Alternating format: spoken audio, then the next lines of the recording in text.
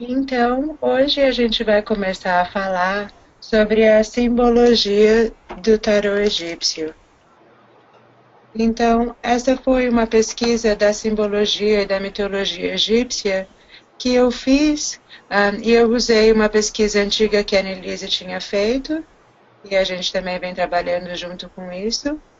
Então, é a pesquisa sobre esse baralho egípcio, desenhado por Janeiro de Iglesias, da editora Kier.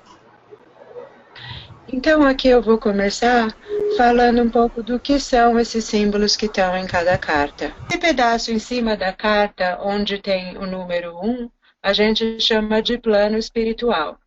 O meio da carta é o plano mental e embaixo aqui é o plano material. Essas descriçõezinhas que eu coloquei aqui, por exemplo, no plano espiritual, fala um hieroglifo, que representa uma ideia em ato.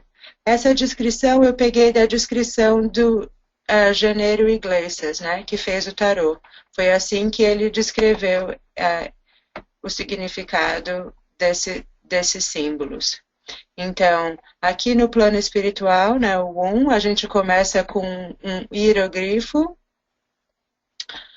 esse passarinho aqui. Esse daqui é a letra A. Eu não vou falar assim tanto sobre esses símbolozinhos aqui de cima, o passarinho e essa vela, e isso daqui nessa pesquisa, mas agora eu só vou falar o que eles são para vocês. Então, esse passarinho é um hierogrifo, e esse daqui significa a letra A, e daí em cima é a escrita mágica, e o Iglesias diz que é a noção primária em que a ideia ou o ato tem seu princípio animador. E daí nós temos um símbolo egípcio, que fala, é o atributo dos deuses, né, da deidade. Então aqui é o olho de Horus. E daí o alfabeto mágico, essa letrazinha aqui que nós temos no lado direito da carta. No centro da carta, a gente tem uma imagem egípcia, no plano mental, né, número 2, uma imagem egípcia que ele fala que representa o processo elementar através do qual o princípio animador cumpre sua missão. É interessante isso, porque a gente fala muito de missão. Então, o princípio animador é como se fosse a força divina, né?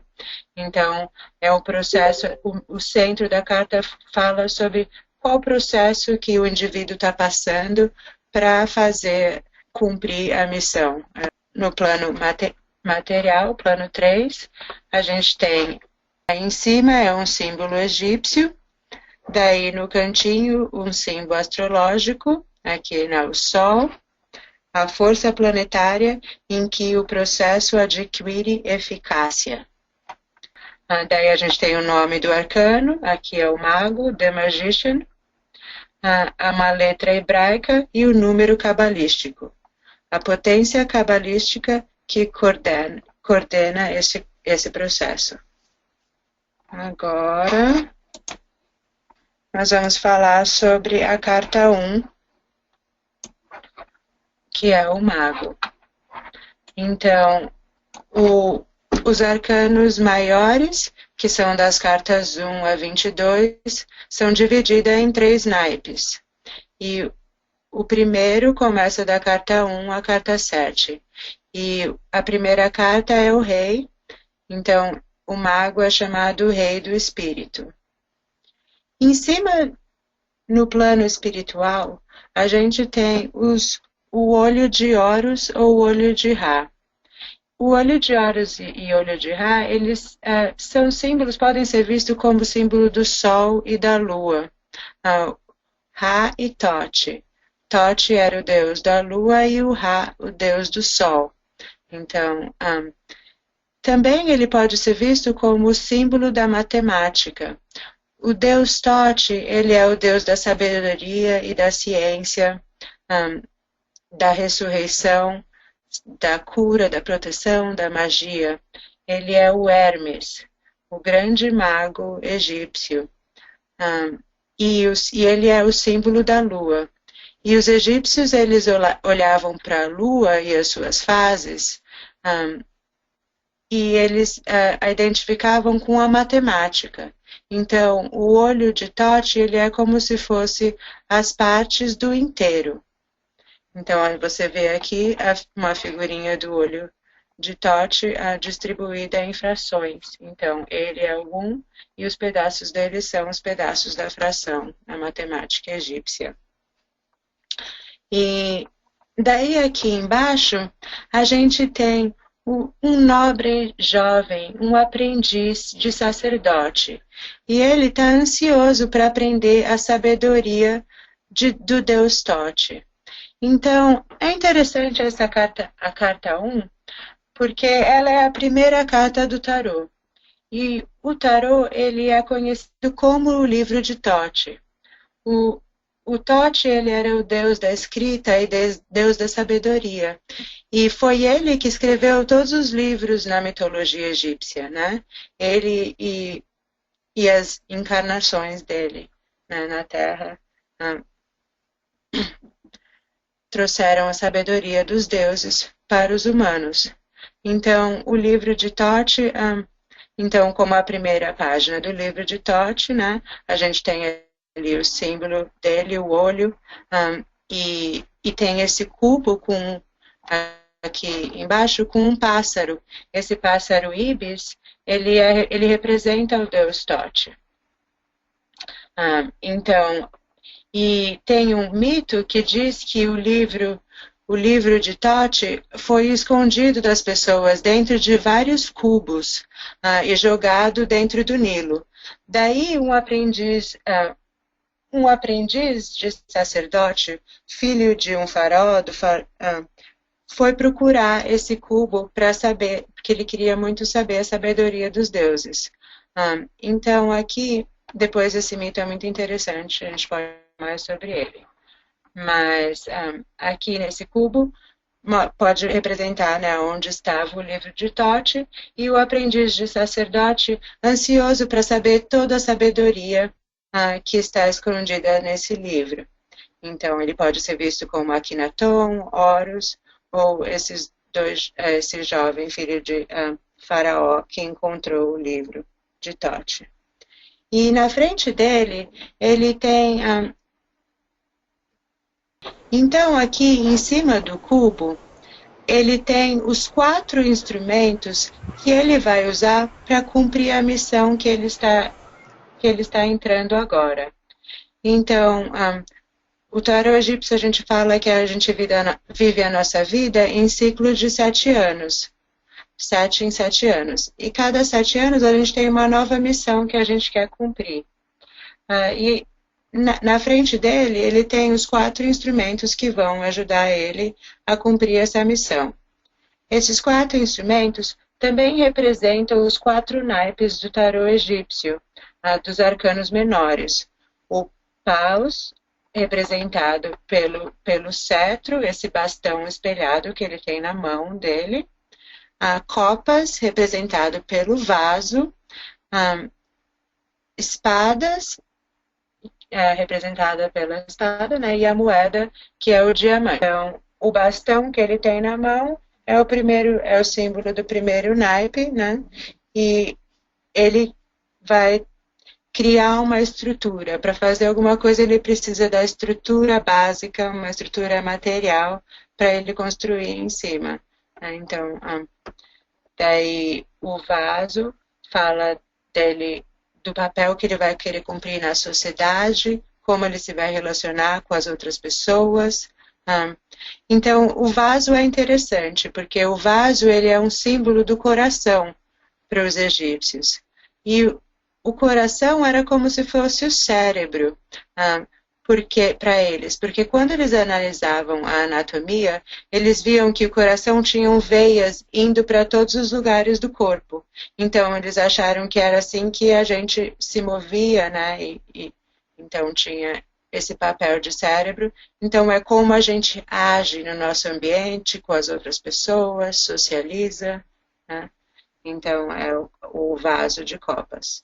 Daí a gente tem a espada, que fala sobre a missão, né? Como você vai cumprir a sua missão, fazer justiça para si mesmo. E daí, ouros, a moeda, que a gente associa mais com a sabedoria e com as coisas que nos traz prazer do que com o dinheiro, né? O dinheiro é mais associado com paus.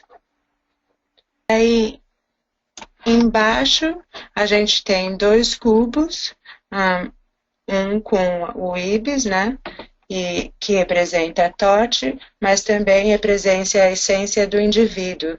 Tudo que você trouxe com você das vidas passadas, né? A sua sabedoria que você trouxe das vidas passadas, a sua memória genética, os seus dons, seus talentos. E embaixo, né, mais um cubo lá, falando sobre isso, sobre a sua bagagem. Na carta 1, ele fala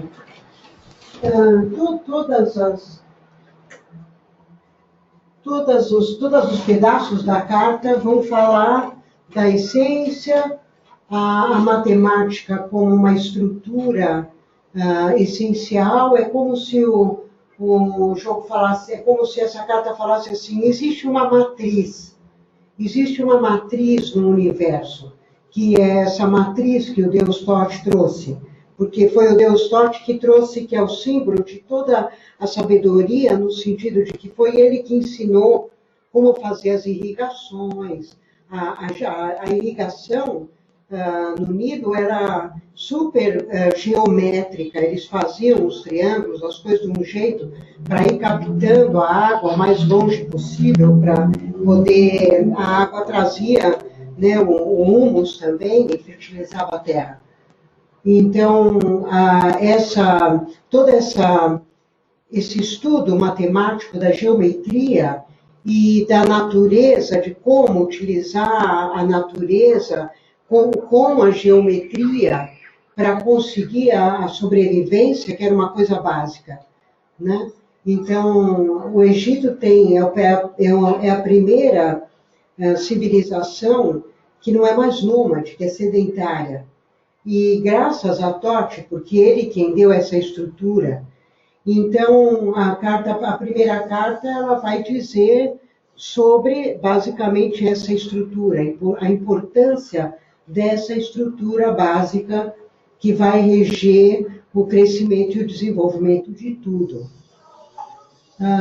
Então, os olhos de Tote é o livro de Tote, e ainda mais o cubo embaixo, que é mais uma representação dessa essência universal, que é tanto o cristal, a pedra fundamental de cada um, com as características únicas que cada um carrega, como também essa estrutura do universo que determina o nascimento, o crescimento, o declínio e a morte. Então, esse menino é o símbolo de um iniciante em todas as formas.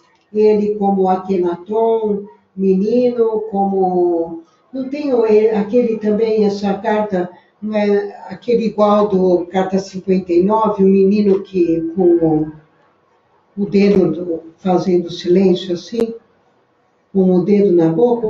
O Horus. Que é o Horus, né? O filho do Osíris, pode ser visto também. O filho do Horus, né?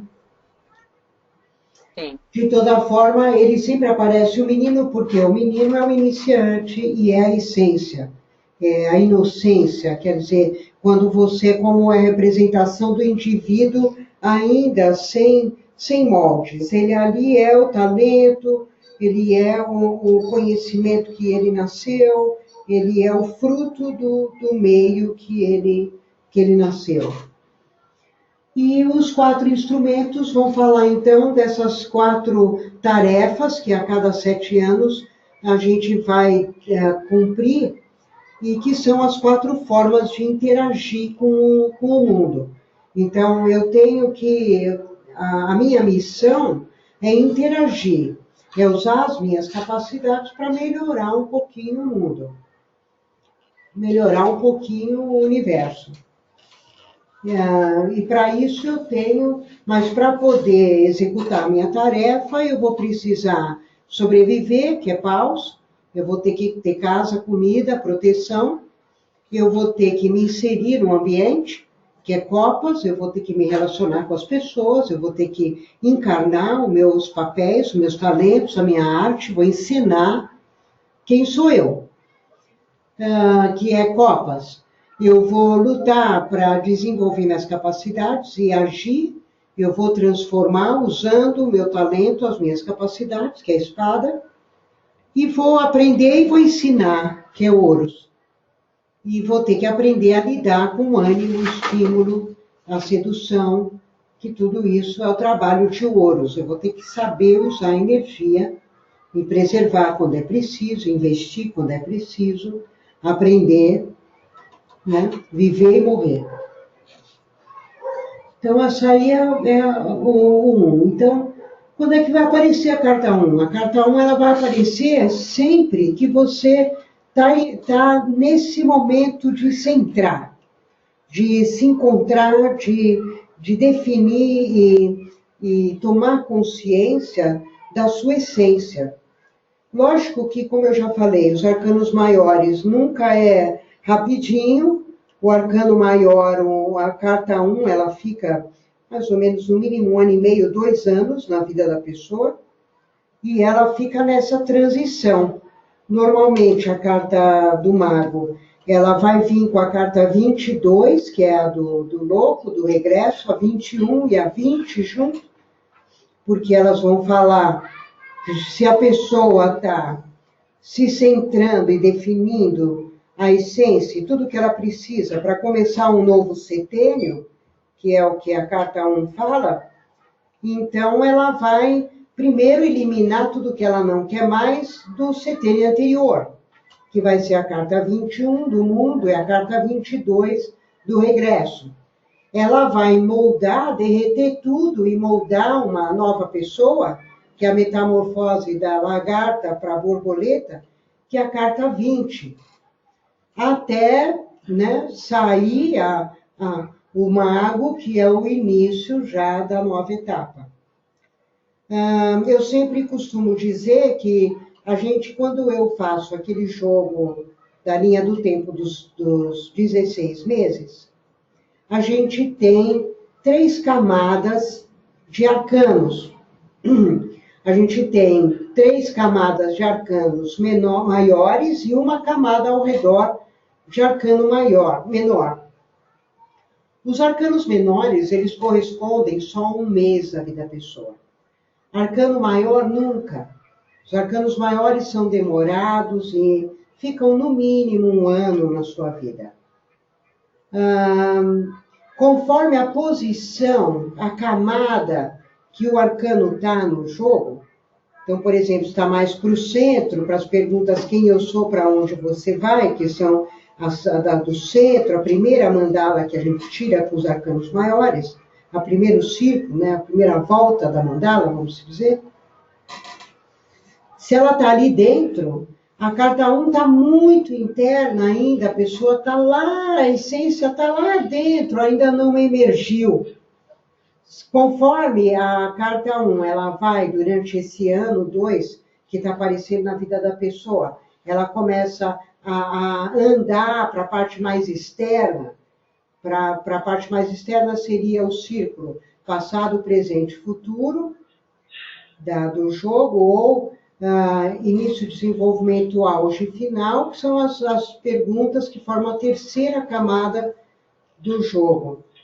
Quando está na terceira camada, a pessoa já está mais Tá mais concreto, ela está colocando sementes e implantando alicerces para o início de uma nova etapa, para esse setênio. Então, a carta 1, ela pode ser primeiro um sentimento de eu sou isso e às vezes eu estou no osso, porque você veio da 21, que foi a maior confusão, passou o vendaval, a 22, que você está super desorientada, né, pegando todas as suas coisas, colocando no navio, porque você quer sair dessa ilha, pelo amor de Deus, mas você não sabe para onde ir ainda. Então, você veio de um período de desorientação. E agora você está definindo tudo o que você precisa para a nova etapa, que é a carta 1.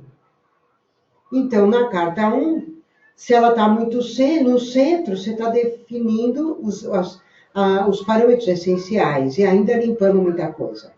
Se ela está mais externa, você já está começando a implantar alicerces. E quais são os alicerces? Por exemplo, uma faculdade, o início de uma faculdade que vai ser sua carreira. Você vai ser advogada, porque isso é o seu talento, tem tudo a ver com você, você começou a faculdade agora. Pronto, a carta 1, não é, vai demorar um tempão a universidade, não é um ano, né? E ainda vai ter estágio, quer dizer, até formar demora, porém, você está dando um passo seguro. Se você for largar a faculdade, por um acaso, porque aquilo não é aquilo que faz parte da sua essência, a carta 1 talvez nem apareça nesse momento. Continue aparecendo a 22, porque a pessoa está ali desorientada, ainda não sabe direito para onde ela vai ainda. Agora, outros exemplos. O nascimento de um filho, um casamento. Então, aí você vai ver, vai ter uma historinha afetiva, o casamento não vai estar só marcado pela carta 1. O momento do casamento em si, onde o casamento em si ele pode estar marcado com vários arcanos menores também, além da carta 1. Um momento onde você definiu o casamento, pode ser o rei de ouro. Um momento onde você casou e foi morar junto, pode ser o rei de paus. Então, os reis, eles marcam inícios. Por isso, é muito normal, se você tem a carta 1, que apareçam os reis também. Porque, e aí você vai dizer, vai ser legal, porque você tendo a linha do tempo, por exemplo, uma linha do tempo de 16 meses, você vai ter os reis marcados nos meses. Então, por exemplo, no mês de novembro, o rei de ouro. Em março, o rei de paus. Quer dizer, então, definiu o casamento em novembro para casar, que é o rei de paus, em março. Então, tudo isso faz parte da constelação da carta 1. Para uma mulher, os reis. Né? Para um homem, vão vir alianças e as damas, no caso do casamento. Agora, o início da faculdade pode ser marcado, aí você vai ver, por exemplo, em março, começando as aulas, o vestibular com uma conquista importante em dezembro, né? E outras coisas, porque na realidade a carta 1 ela não vai aparecer só nessas situações super fortes, às vezes são definições e a compra de uma casa, várias coisas estáveis que vão durar na sua vida pelo menos por 7 anos. Bom, mais ou menos aí foi a descrição.